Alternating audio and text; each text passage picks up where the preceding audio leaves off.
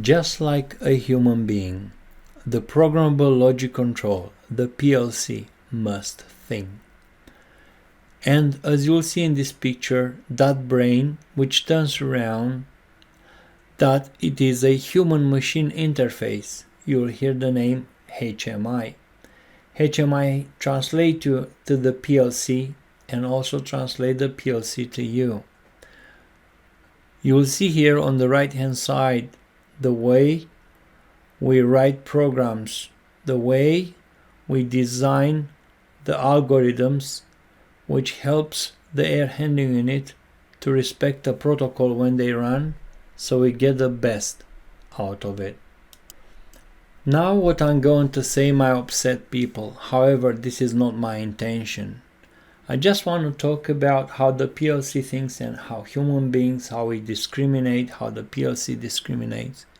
So can you imagine, as human beings, we've been given 5 basic senses. Some people believe we have more, but I'm going to stay with these 5 basic ones. The smell, the taste, the touch, the hearing, and the visual one. Now sometimes people are talking about other people like being black, yellow, brown or red. And if you learn a little bit of physics, you will understand you're wrong. You cannot talk about colors unless you don't know what are you talking about. If you are a basic person with a basic education, you will have weird beliefs and you'll have a wrong approach. So sometimes people think they are black, as I said before. They live with a lot of, how can I say, anger if someone calls them black, or people are yellow colored, and some people want to insult these people.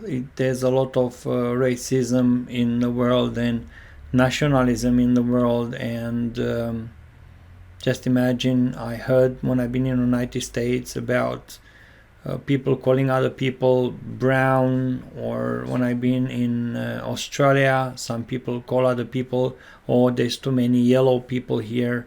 Or some people said I hate black, and I hate some black people saying I'm hating white people. And it's this big tension in between the people because the lack of proper education makes us to hate each other. I've been born in Romania, in a very poor country. I've been called immigrant. People spit on me, calling me in different ways. So all I want to say now, when you watch to someone and you think in your brain you are watching the way the grammar talks, I'm watching it. And you think when you watch the vector it's from you towards the people, you're watching it. But this is extremely wrong, because honestly the eyes are receptors. The eyes are not givers. So with your eyes you collect data. You just collect information. If you learn a little bit of physics, you'll understand. If you learn a little bit of physics, you'll understand that, as I said, the eyes collect data and how this is happen. So I can prove that when you look around, you just don't see actually the object. You see the light which vibrates your retina, and you create this image in your visual cortex. So basically, if you have a beautiful mind and if you're well educated, you wouldn't tell people, you wouldn't judge people by the color, by where they come from.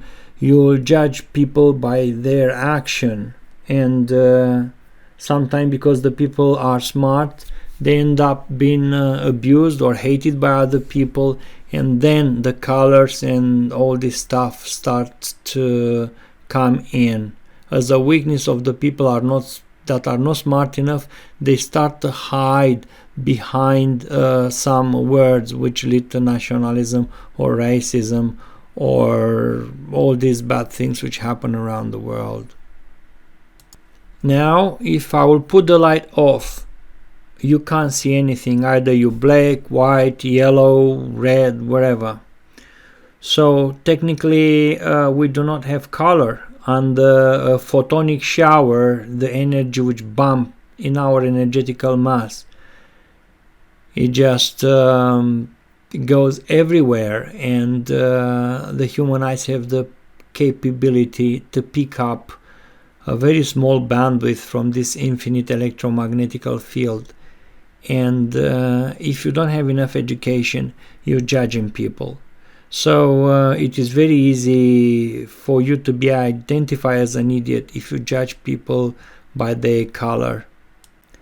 If you read a little bit about physics, you'll understand that in the light, your eyes will pick these photons which bumps from my energetical mass into your eyes, and you'll create my image in your head. However, there's a miracle which gives you the impression that you see me in front of you, but actually you take all this information and you create my image in your head. So just like in the Bible, in the beginning was the Word, and the Word was with God, and the Word was God. So it is very important about our vocabulary, because this will help us to understand what really happened around the world, in the world, and how the world it is. If an uneducated person insulting a person, being black or yellow or whatever, then you can understand, because the guy is an idiot which doesn't understand. But if an educated person will insult another person, then that's bad, because he's doing by intention. Look at this. If you have a shadow, the shadow have no color, and you say, I can see a shadow, like there is something. But what you see, it is the absence of light. That's a shadow, and the shadow doesn't have color. Regardless of my color, the shadows of every human being have the same color, which means this is the absence of light. You have to think about this. So we've learned that the shadow is the absence of color. We cannot judge people on their color, on their ethnicity. This is something which part of the past, when the people which now have a lot of money used to exploit people, and that was bad. And I want you to look to this one. If you will change the light and you will not have the full light spectrum, this is what you will see. Like when you go sometime in clubs, you have this blue fluorescent light and you don't have a full light spectrum. Then it is very hard for you to distinguish in between the people. And as I'm saying, if you'll have a beautiful mind, you'll create beautiful definition of everything that surrounds you. Either why you black or yellow or red, you will see beautiful in everything. If you have a bad mind, regardless of the color, you will see only what it is bad into the people. Now I come back and I turn the light off. You can't see, you can't judge, so you need the light. So don't you see what really happened here? You do not see me, you only see the photons which bump into my energetical mass and then goes back in your eyes, vibrating your retina, and you create me in your head. You cannot create us beautiful? Why do you have some time to be bad? Did you ever ask yourself this? Now, if we'll imagine a world without light. Now, if we cannot use the eyes, part of our senses will be useless, and other senses will start to develop more. Then probably the racism will disappear, because in the dark we all have the same color. I mean, we don't have color. There's nothing to vibrate our retina, and we won't be able to make the difference between yellow, black, and so on. To communicate or to observe other people, we need to make noise to be observed or to observe. So noise is very important, and then that information will go to our ears, and this is it. Or we might have to scream.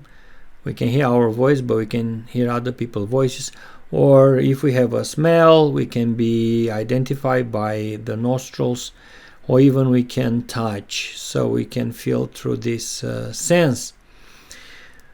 Unlike other animals, we have the capability to see the infrared or ultrasounds and all this stuff. We human beings, and the eyesight is a very important sensor in our life. However, we use it wrong.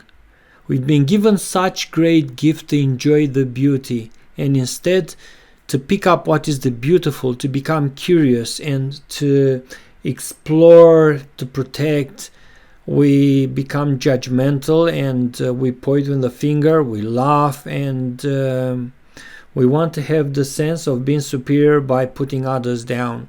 So this is a message for the entire world. If you're stupid enough and you don't know anything about physics, you start to judge people on their color. I wasn't lucky to be judged by my color. I've been judged by my passport because I'm Romanian, and people judge me because of my geopolitical zone. So to be black or yellow or is something you cannot control, but for me to be born in Romania was something that I couldn't control. To be subject to evolution, to learn, to become who I am today, it was up to me. But to be born in a socialist country, or you to be born with your color or ethnicity, is something that was not your choice. So no one have the right to judge you for this. I am working on HVAC industry. So as I'm a gas engineer, Hvac engineer, and also control engineer. Every time when I'm doing analysis for an air conditioning or boiler or fan coil unit, I'm looking for it to find out the way it is integrated. Some of these boilers or air handling units or even chillers have their own local controls, but sometimes they are integrated onto a main control via backnet, and they are a programmable logic control which can only enable the chiller or the air handling unit, which will run respecting its own protocol. But sometimes the integration goes deeper, and the main programmable logic control take over some functions of the air handling unit, of the boiler, or of the chiller. And the design I made today, let's say, is very cheap one where the customer didn't want to pay money. So you can give only a couple of inputs and outputs, which does a lot of function. This is an imperfect system. Just like you, the programmable logic control is watching.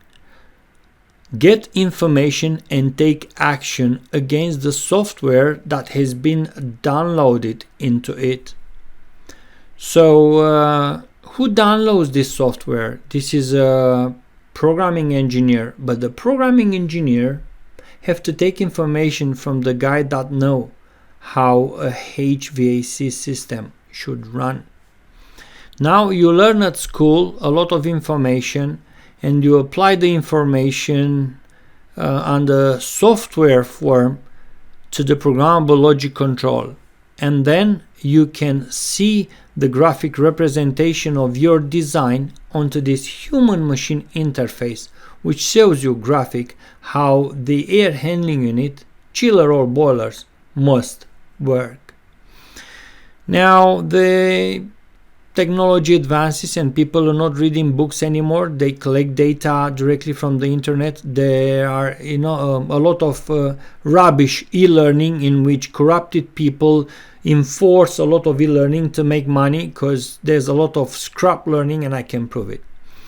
Now, so that person, it teaches a computer how to teach you to teach the PLC what to do. And there's another person, as you'll see in front of the HMI, which must understand how an air handling unit works. That person does not understand the software. So I will come back to the beginning. A person, through e-learning, send you the information so you learn how to teach a computer to download the software and what software to download into the PLC. Till here everything goes reasonably okay, but now there's a big brother which keeps an eye on us. Big corporations, the danger. The ones which centralize the entire jobs, dropping the wages to the point where it's senseless to work. These people doesn't really care of technology. They're only watching their money, and they'll break every rule to get richer. That person give an instruction to the person which teaches you how to write the program, and he give him a deadline to write the program, and that person will take a lot of shortcuts, and he will write a lot of e-learning mambo jumbo garbage. You have to learn on your own this stuff because it's your responsibility to learn, and as long as it's your responsibility, no one will do an appropriate assessment. How much time do you need to learn? And no one will teach you how to learn, and no one will give you as a gift from his or her experience what obstacles is got when designing a program or understanding how a HVAC system works. This is not a conspiracy theory, but think about people want to make a lot of money. You have 5 layers of manager. The owner of the business don't even know who you are, and he doesn't care who you are. Then they rinse you like a wet cloth to take the last drop of water from you.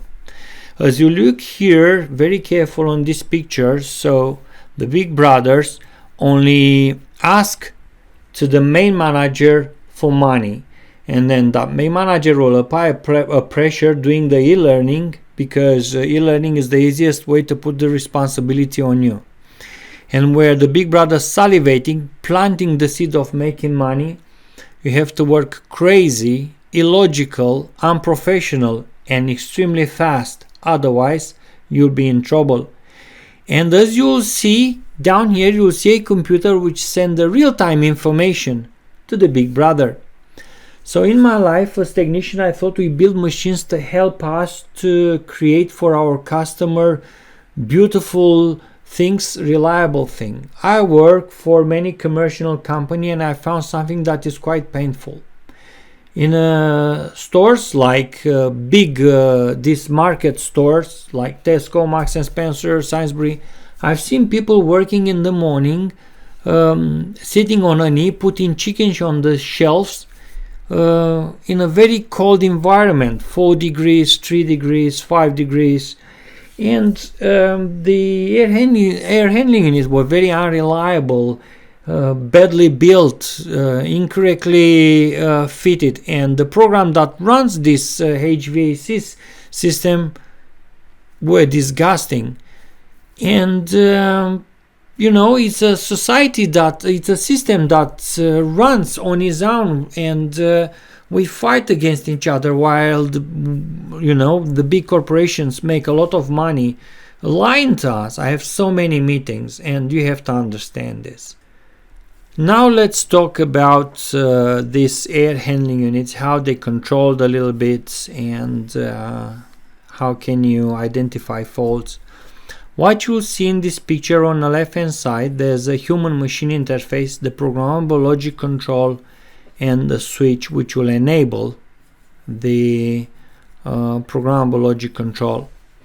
On the right hand side, you'll have on the top a boiler, in the middle you'll have a chiller, and to the bottom you'll have an air handling unit. Let's see how they're working.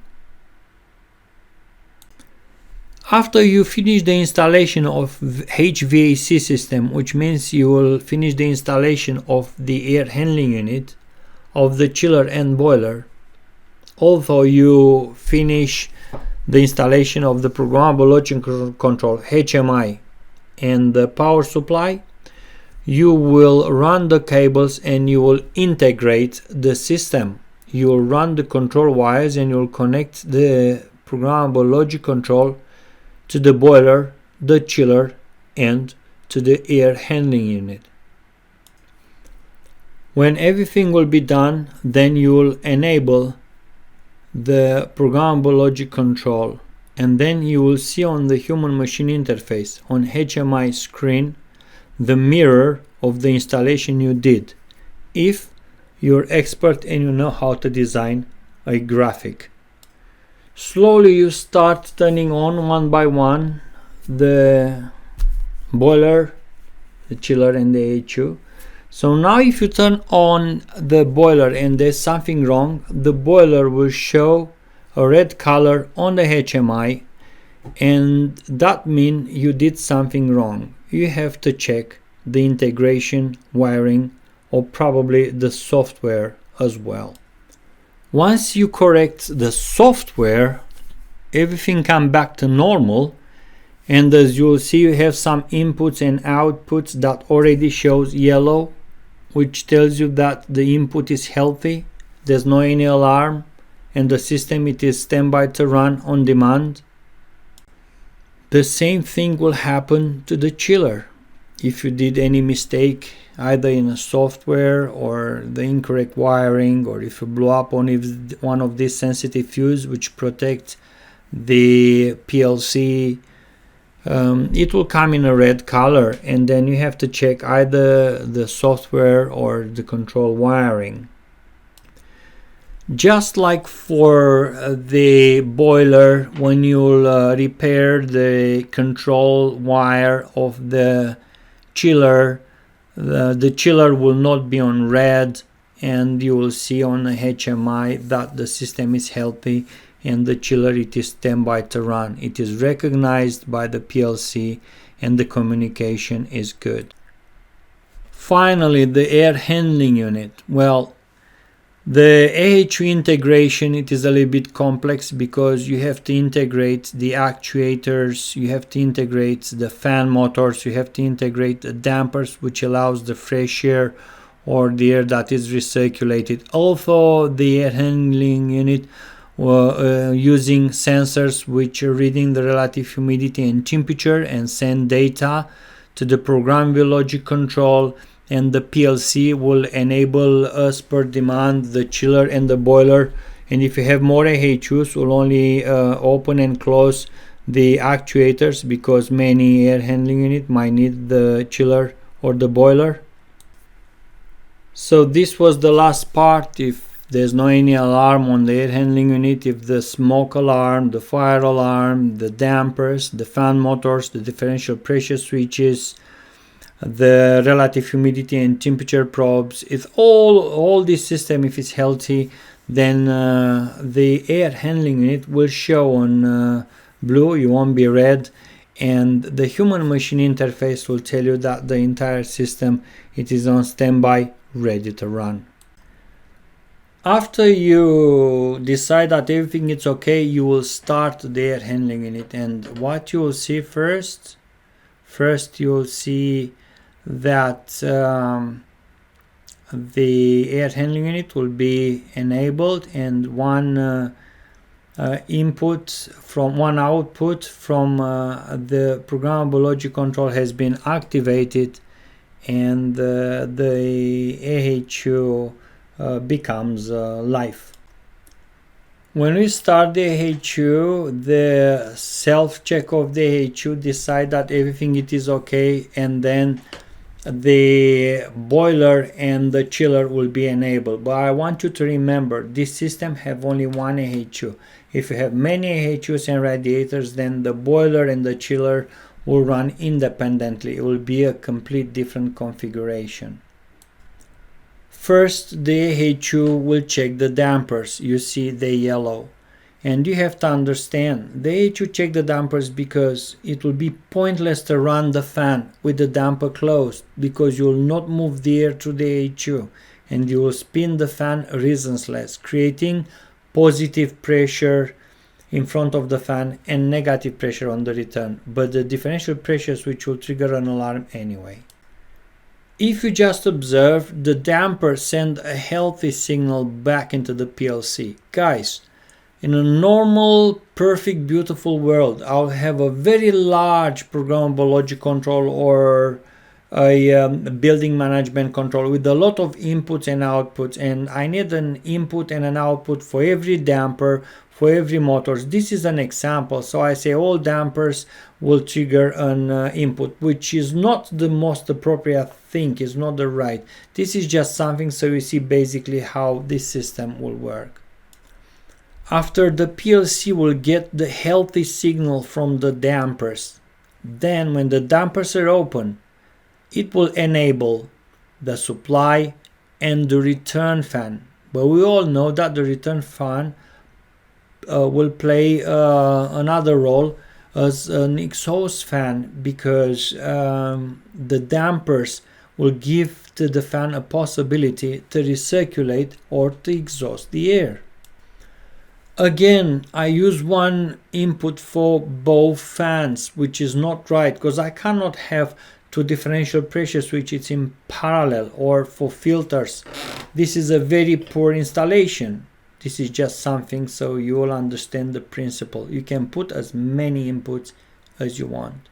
So now the input sense that the fans are healthy. The differential pressure switch tells me I have the airflow into the ducts. As the air is running through the building, the sensors which record the relative humidity and temperature will send an information to the programmable logic control to start the heating or the cooling as necessary. Then the actuators which allows the heating or cooling agent to pass by to the heat exchanger, they will be enabled.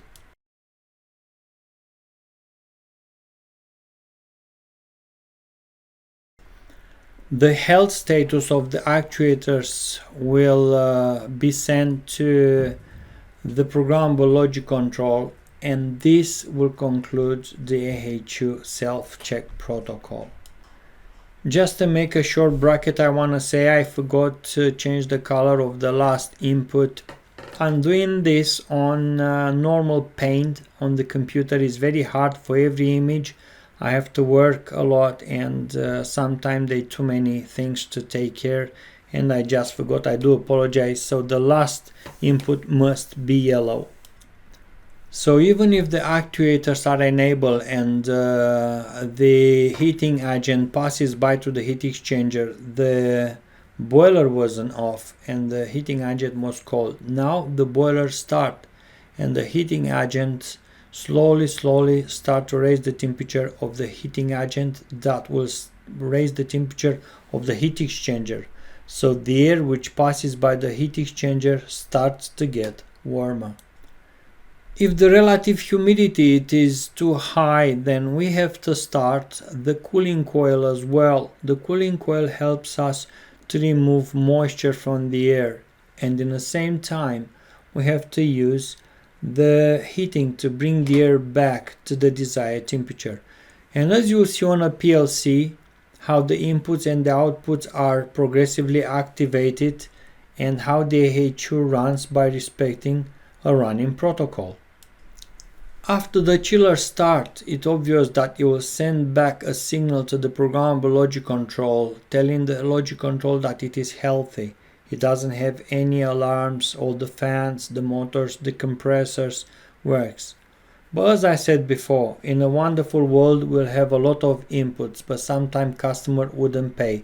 So you have to create an AND circuit or to connect in series multiple function of this chiller or boiler or AHU to raise a common alarm. Then an engineer should go and manually he should check all these alarms. I remember we integrate a lot of things, and I managed to sort out problems from London, helping the team from either Plymouth or Inverness, because I could do an assessment to my computer in relation to what's wrong with the HVAC system, because we installed multiple inputs that gave us the possibility to see what part it is not working and why.